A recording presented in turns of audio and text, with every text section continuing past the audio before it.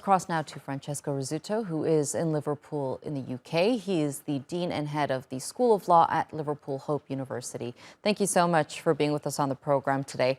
Now, I want to get your assessment on Ursula von der Leyen's visit, particularly given that she's somewhat trying to repair relations between the European Union and China.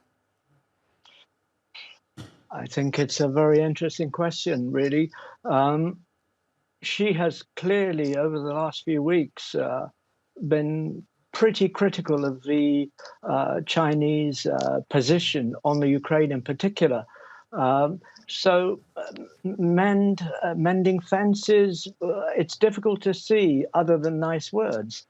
The fact is that the European Union taking a lead on for example, the technology intrusions, let me put it this way, that certain Chinese controlled companies have been involved in. For example, the banning of TikTok, or also certain misgivings about Chinese mobile telephones and Chinese involvement in the development of the 5G infrastructure in Europe.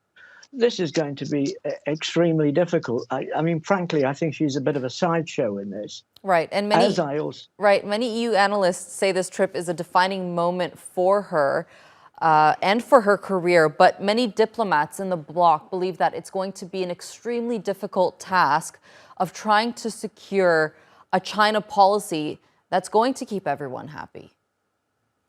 Absolutely. Look, it's only a few months ago that we were talking about in France, but in the rest of the European Union, or certainly many member states, we were talking about EU sovereignty.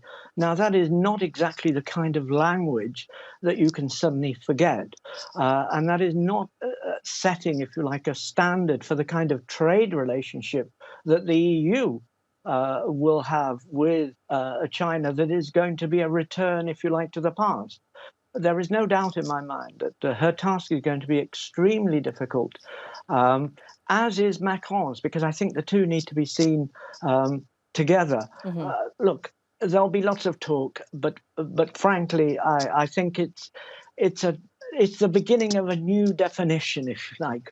I'm not given to hype up these events as if a new world is about to begin. No, this is a continuation of the old world until the issue of the Ukraine is resolved. And I think until Europe comes to a view as to what kind of trade relationship we will have with China.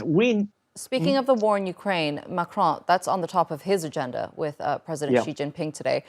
How much of an influence do you think China has on Russia, and could the EU benefit from this in any way? Well, I think the EU and France, because remember, France sees the EU almost as a projection of its own interests. There is no doubt that they will try and put pressure on China to try and put pressure on Putin. It's not in China's interest, frankly, that the war ends anytime soon. I firmly believe that the Chinese can help the Russians by other means. For example, encouraging the Iranians to help them. The Chinese don't necessarily have to send troops. Troops they wouldn't send, but armaments to China and to Russia. And if they are, they will do it in subterranean ways. They don't need to expose themselves that clearly. They can continue to play the sort of game of ambivalence of course, they came up with a plan a few weeks ago. 12 points, was it? That really said everything and nothing. The truth is that China is not that interested in supporting the West against Russia. At all. Francesco, unfortunately, I'm out of time, but we'll end it on that note. Thank you so much for joining us here on the NewsHour and sharing that analysis with us.